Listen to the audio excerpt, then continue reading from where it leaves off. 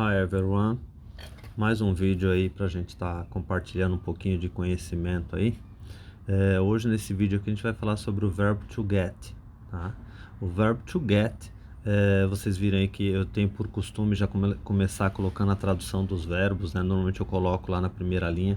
Neste caso eu não coloquei porque o verbo get, gente, ele recebe uma tradução pelo Google, acho que pelo Cambridge também, tá? No Cambridge eu não pesquisei de verdade, mas pelo Google eu pesquisei ele com uma tradução de obter, tá? E não é só isso, tá?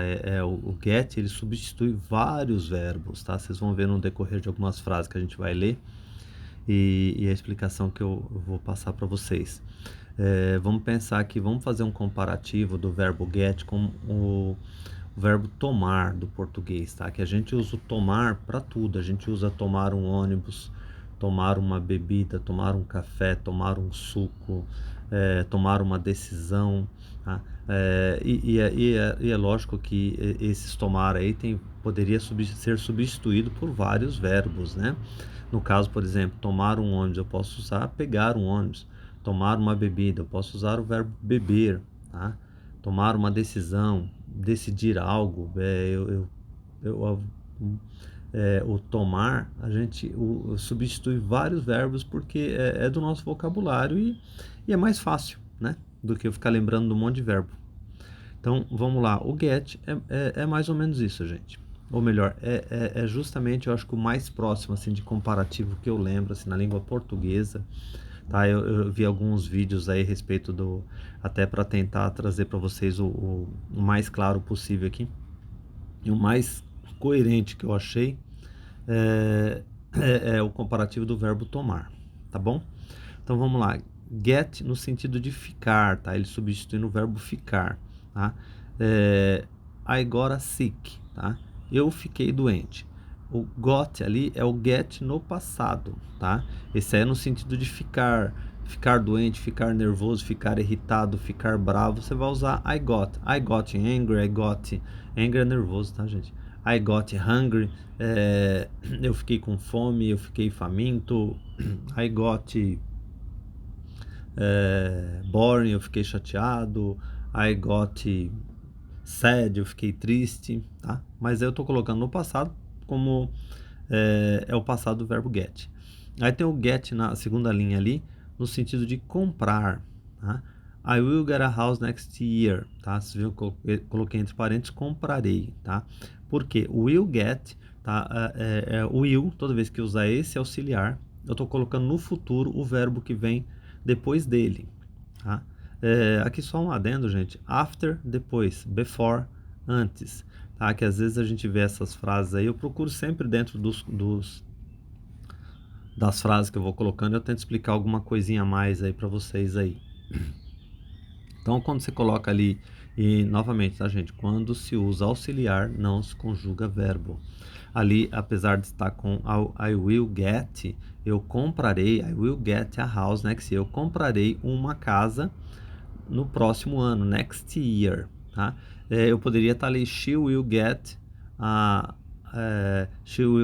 house next year. Ela comprará uma casa no próximo ano. E o get continuaria sem ser conjugado, tá? Apesar de se eu tivesse colocado o she ali, tá?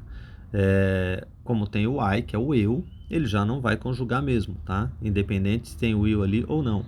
Mas se tivesse ali a terceira pessoa do singular, que seria o he, o she ou o it, o verbo, quando é conjugado na terceira pessoa do singular, eu já expliquei em outros vídeos, ele recebe s, es, ou muda até o verbo, como exemplo aí, sempre eu vou citar o verbo have, né? Que na terceira pessoa do singular ele passa a ser has. E vamos lá então, o get no sentido de entender, que é o verbo understand, tá? Que a gente tem no inglês também o verbo entender, tá? Vocês veem que a pergunta a seguir ali é Did you get it? Tá? Você entendeu? Tá? Por que tá ali no passado? Porque apesar do get ali, vocês olharem ali, ele tá no presente. Só que toda vez que eu uso o do no passado como auxiliar, ele é o did, tá? É o do no passado, tá? O verbo, eu estou conjugando o verbo no passado, ele continua na sua forma presente, só que no sentido passado. Tá? Então aquele get ali ele tá, é uma pergunta no passado, alguma coisa que já aconteceu, tá? O outro ali tem o verbo get, está no sentido de ter, tá? Que poderia ser o verbo have. Então, I get a question for you guys, tá? I get a questions for you guys, tá? Eu tenho umas perguntas, eu tenho umas questões para vocês, tá? Vocês viram ali que eu coloquei o guys ali depois do you, na verdade mais para dar uma ênfase ali e reforçar que aquele you é no plural, tá? Como eu coloquei questions, tá? Aquele you seria vocês, tá? Por isso eu coloquei guys. Mas se eu não tivesse colocado guys, tá? Ele continuaria sendo vocês, tá? Porque o questions já está no plural, tá? Só lembrando, a gente tem dois you nos pronomes. A segunda pessoa do singular e a segunda pessoa do plural, tá? Então aí depois tem o get ali no sentido de arrive, que é chegar, tá? Arrive é o verbo chegar, mas ali o get está conjugando justamente esse verbo, ele está ocupando o lugar desse verbo. I got in Recife yesterday, tá? Eu cheguei em Recife ontem, tá? I got, vocês estão vendo que está no passado, é o get no passado, tá? E aí tem as variações ali do get, né? Que é o get, gets, getting, got e gotten, tá? Ou gotten, tá? Só ali, o got é o get no passado, o gets é o get conjugado na terceira pessoa do singular, que é o he, o she e o it, que ele recebe o s, e o getting, que é o gerúndio, que é aquele ando da vida, né? Indo, ando, tá? Por exemplo, vamos voltar ali na primeira frase, ali, só para vocês deixar bem claro, né? Se eu colocasse ali, por exemplo, agora sim, que eu coloquei, eu fiquei doente. Se eu estou ficando doente, tá? Eu ia colocar I get, perdão, gente, eu colocaria I am getting a sick. Eu estou ficando doente. Getting, ficando, tá?